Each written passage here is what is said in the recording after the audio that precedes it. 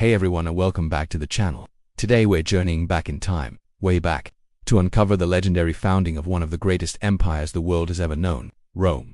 Forget what you learned in history class about dusty dates and political treaties. We're diving into a story of gods, mortals, betrayal, and two twin brothers raised by a wolf. This is the epic myth of Romulus and Remus. Our story begins not in Rome, but in a kingdom called Alba Longa, the rightful king. Numitor was overthrown by his cruel and ambitious younger brother Romulus to ensure no heir could ever challenge his stolen throne.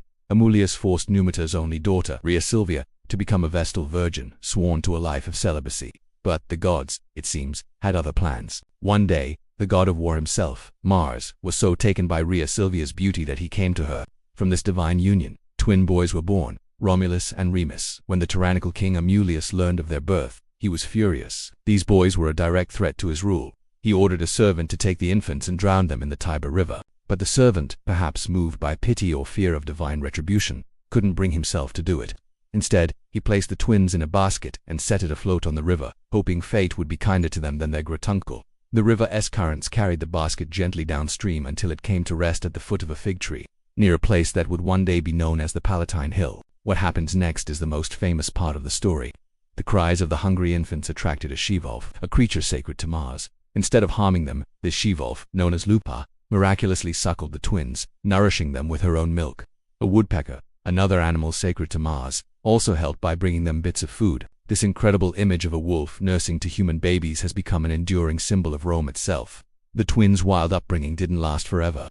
A shepherd named Faustulus discovered the boys and the she-wolf. He took the infants home to his wife Aca Laurentia, and they raised Romulus and Remus as their own sons. Growing up among shepherds, the twins became strong, brave, and natural leaders. They were charismatic and commanded the respect of the other shepherd youths, often leading them in fights against rival groups and defending their flocks from robbers. As they grew into manhood, their true noble nature began to shine through. During a dispute, Remus was captured and taken before King Romulus. Faustulus, fearing for Remus's life, finally revealed the truth of their birth to Romulus. He told him how they were found by the river and suspected they were the long-lost grandsons of the deposed King Numitor. Fired up by this revelation, Romulus gathered a band of loyal shepherds and marched on Alba Longa. Meanwhile, Remus, imprisoned but defiant, had also learned of his true identity. The story goes that he managed to organize a rebellion from within the city walls. In a coordinated attack, Romulus stormed the palace from the outside while Remus led the uprising from within. The tyrant Romulus was overthrown and killed, and their grandfather Numitor was restored to his rightful throne. Justice, it seemed, had finally been served. With their grandfather back in power, Romulus and Remus were hailed as heroes. But they were ambitious young men, filled with a desire to build something of their own. They decided to leave Alba Longa and found a new city near the very spot where the she-wolf had saved them. This is where our triumphant story takes a tragic turn. The brothers couldn't agree on where exactly to build their city. Romulus favored the Palatine Hill, where they were found, while Remus preferred the Aventine Hill. To settle the dispute, they turned to augury, a practice of interpreting the will of the gods by observing the flight of birds. Remus was the first to see a sign, 6 vultures flying over the Aventine Hill. He claimed victory. But moments later Romulus saw a flock of 12 vultures over the Palatine Hill. A fierce argument erupted. Who had the gods' favor? The one who saw the birds first, or the one who saw more? Ignoring his brother's claim, Romulus began to plow a furrow around the Palatine Hill, marking the sacred boundary of his new city. This ritual was deeply significant. The walls were not just physical but also spiritual barriers. Remus, still angry and feeling cheated, began to mock his brother's efforts. In a final act of defiance and contempt, he jumped over the newly plowed furrow and the low wall Romulus had started to build. This was a grave insult. By crossing the sacred boundary, Remus had violated the sanctity of the new city and challenged his brother's authority. Enraged, Romulus struck his brother down, shouting something like, "So perish all who ever leap over my walls."